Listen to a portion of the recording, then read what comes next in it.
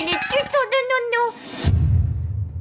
Bonjour chers amis traders, lorsqu'on a un mouvement tendance haussière comme celui-ci en trading, on cherche dans une unité de temps inférieure, ce qui est le cas ici, un point d'entrée, c'est en fait bien une petite pause dans cette hausse-là et une reprise de cette hausse pour tenter d'entrer en position.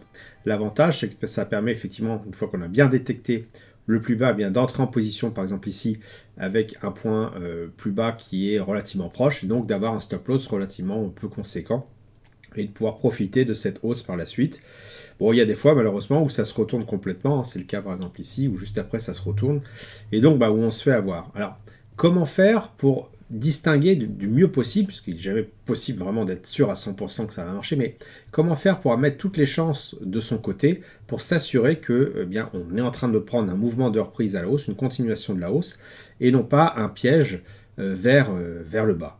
Alors je vous propose une démarche un peu originale cette fois-ci, c'est un peu le problème que l'on a lorsque on n'a qu'un marteau comme outil, c'est qu'on a tendance à avoir des clous partout et à taper dessus, même si c'est des vis. Je ne vais pas déroger à la règle, je vais tout simplement, avec mon nouveau marteau qui est le VWAP ancré, tenter de voir comment on peut résoudre cette problématique. Alors déjà, qu'est-ce que c'est que le VWAP ancré? Déjà, rappelons avant même, qu'est-ce que c'est que le VWAP? C'est le point d'équilibre entre acheteur et vendeur, donc le prix correspondant à ce point d'équilibre, qui est calculé en fait par l'ensemble des transactions, l'ensemble de tous les prix, la moyenne de tous les prix, mais pondéré par le nombre de transactions qu'il y a eu à ce niveau de prix. Alors c'est vrai que dit comme ça fait un peu peur, mais bon, regardez le volume par prix qui est un petit peu plus statique. Le volume par prix, c'est le nombre d'échanges qu'il y a eu sur ce prix-là, pour l'ensemble du graphique affiché à l'écran, là, c'est le nombre d'échanges qu'il y a eu pour ce niveau de prix-là depuis le début de l'écran affiché. On voit ici qu'il y a un pic de volume par prix, c'est-à-dire qu'ici, il y a eu énormément d'échanges. Et là, il y a un creux de volume par prix, c'est-à-dire que sur ce niveau de prix-là, donc les 16 322, il y a eu très peu d'échanges ici au regard de ce qu'il y a eu avant. Et le VWAP, finalement, c'est un petit peu la même chose, sauf qu'au lieu d'avoir un repère temporel sur en fait, une zone délimitée à l'écran, on le fait depuis un point originaire dans le temps. Par exemple, si on calcule depuis ce point-là, le VWAP, on va faire la somme pour chaque transaction du prix multiplié par le nombre de transactions et on divise par l'ensemble de toutes les transactions et on va avoir une moyenne, une espèce de moyenne un petit peu pondérée, voilà, barycentrique du prix. Donc je vais l'afficher par exemple sur celui-ci en faisant le calcul du jeudi 8 juin 2023 8h, c'est l'heure de démarrage du calcul de notre VWAP. Donc je rajoute ça tout de suite. Hop, et donc là on voit cette courbe représentée sur le graphique, qui est d'ailleurs indépendant de l'unité de temps. Si je me mets à zoomer dans l'unité de temps encore inférieure, on va retrouver pour la même heure le même niveau de VWAP, c'est ça qui est intéressant. Et autant on a le volume par prix, effectivement, qui nous indique des pics et des creux de volume par prix, donc des intérêts pour les acheteurs-vendeurs ou des désintérêts pour les acheteurs-vendeurs, autant ici on va avoir, je dirais, le prix moyen qui est intéressant, le prix le plus, finalement, le plus consensuel au cours du temps depuis cette date-là. En quoi c'est intéressant? Mais en fait, lorsque le prix évolue au-dessus de ce VWAP et qu'en plus ce VWAP est haussier, ça indique finalement ce sont les acheteurs qui ont la main, tout simplement parce que c'est eux qui font avancer le prix. Il y a de plus en plus d'acheteurs puisque finalement on voit que la moyenne pondérée augmente. Donc si le prix est au-dessus, les acheteurs ont la main. En revanche, lorsque le prix est en dessous et que le VWAP a une pente négative, c'est tout simplement que les vendeurs ont repris la main. D'ailleurs, on peut représenter le VWAP avec une courbe ascendante et descendante avec une couleur différente. Allez, je vais mettre n'importe quoi pour changer du rouge et du vert. Si c'est haussier, je mets en bleu clair par exemple. Si c'est baissier, je mets en noir. Et voilà, on voit tout de suite effectivement les zones où les acheteurs sont en position de force, les vendeurs sont en position de force. Voilà. Et donc on peut se faire une idée vraiment des forces en présence, surtout que plus le prix est éloigné de ce VWAP, plus on sent cette intensité qui fait que le VWAP a une courbe, une progression haussière. Et bien sûr, à la fin, lorsque on a une inversion, lorsque le prix repasse dessous ce niveau de VWAP, on voit tout de suite effectivement que les vendeurs ont repris la main et il n'y a plus trop de doute à avoir sur l'issue de ce qui va se passer par la suite. Alors maintenant, revenons à notre réflexion initiale, à savoir comment je fais pour entrer en position de ce mouvement de hausse-là, à la faveur d'une correction, pour être sûr que cette correction est bien terminée, ou en tout cas que justement les forces en présence depuis par exemple le plus haut de ce niveau-là, ce sont à nouveau les acheteurs. Bon, c'est très simple, la définition est dans ce que je viens de dire juste sur le VWAP, si ce n'est qu'on va ancrer ce VWAP sur une date, le VWAP ancré, c'est de là d'où ça vient, et donc Prenons cette première pause. Alors, bon, ce sont des bougies Aiki-Nashi, mais peu importe. On voit qu'on a un plus haut ici. On le voit quand? On le voit quand on commence à avoir des bougies rouges. Par exemple, ici, tant que vous êtes ici, vous vous doutez bien que vous n'avez peut-être pas encore atteint le plus haut local.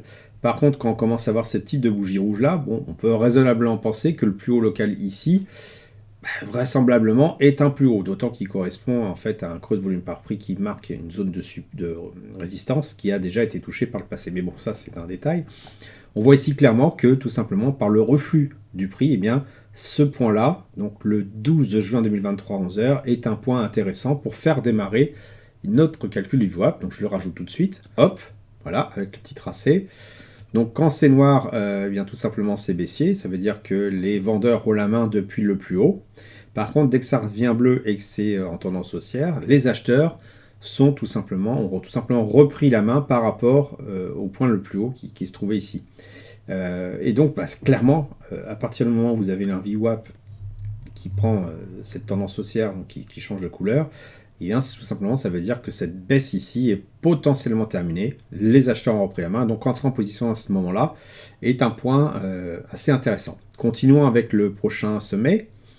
Donc quand est-ce qu'on constate qu'on est au prochain sommet? Alors pas ici, pas ici, pas ici. Ici on peut se poser la question, bon là il n'y a plus trop de doute à avoir, et donc ça serait le 13 juin 2023 à 9h, donc je rajoute tout de suite eh bien, ce VWAP ancré. Donc on voit que la tendance est baissière, puisque c'est noir.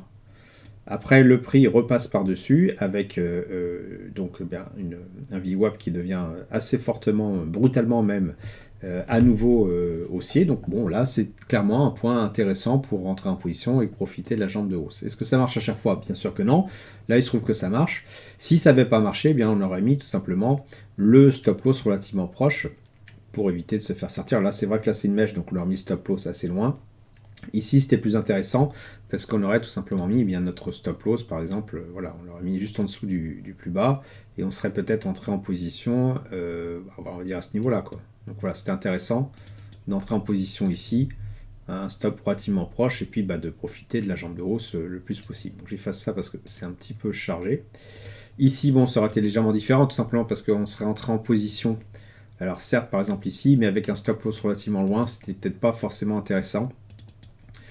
Bon, mais en tout cas, ça a le mérite d'exister, de nous dire que là, potentiellement, les acheteurs ont la main pour la continuité, la continuation de la hausse, et que donc cette baisse potentiellement est terminée. Alors on continue, ici je vois qu'il y a un autre pic, même il y en a un ici. Donc quand est-ce qu'on voit qu'on a un pic ici? Déjà, voilà, quand on commence à voir, c'est ça l'avantage des bougies Aiki-Nashi, on commence à avoir des bougies rouges, bon voilà, on peut se dire que potentiellement on a un point haut, donc c'était le 13 juin 2023 à 19h. Je rajoute mon VWAP, pouf, voilà, je calcule. Donc noir négatif. Hein. Et puis là, on voit que les acheteurs ont pris la main. Donc ici, un point d'entrée intéressant avec un stop loss relativement proche, hein, puisque finalement, si j'avais mis mon stop loss à peu près ici, que j'étais entré en position là, voilà, ça faisait quelque chose d'assez intéressant pour la suite. Donc ça, je vais le supprimer parce que c'est très vite illisible. On se retrouve à nouveau avec un point le plus haut. Alors on le voit à peu près, on le voit à peu près ici, hein, et voilà. Ici, donc si je mets ma base de calcul du VWAP sur le 14 juin 2023 à 13h, hein, ce qui apparaît en bas de l'écran, qu'est-ce que ça donne? Hop, voilà. Eh bien, donc le VWAP devient négatif, il redevient positif ici, donc on pouvait potentiellement entrer en position là en se disant j'entre en position, même si on est quand même relativement proche du point d'entrée, et bon, là on serait fait sortir, on aurait mis par exemple un stop loss relativement proche, ici on serait entré là, voilà, là on n'aurait pas risqué grand chose. Quoi qu'il en soit, si on avait continué un petit peu et qu'on serait entré en position un peu plus tard, eh bien on aurait vu que le VWAP était resté très négatif, très noir, et qu'on ne serait pas entré en position avant ce point ici, donc 15 juin 2023 à 17h.